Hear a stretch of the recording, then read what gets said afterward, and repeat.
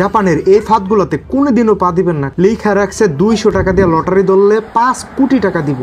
জাপানের প্রায় সব জায়গায় এই লটারির দোকানগুলো দেখা যায়। তো আজকে শুধুমাত্র আপনাদেরকে দেখানোর উদ্দেশ্যে আমি একটা লটারি ধরবো, তাও 200 ইয়েন দিয়া। দেখি কি পাই, আর যা পামো সব কিছু আপনাদের সাথে শেয়ার করবো।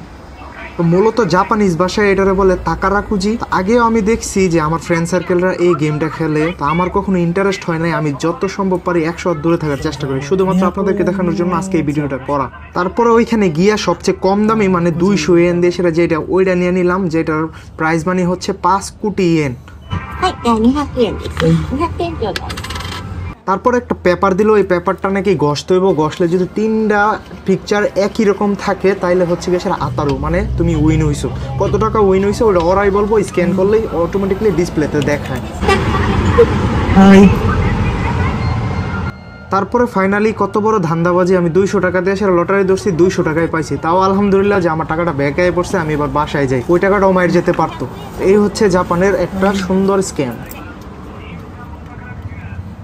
200 টাকা ধরছি, 200 টাকাই পাইছি, এবার বাসায় যাই আমি।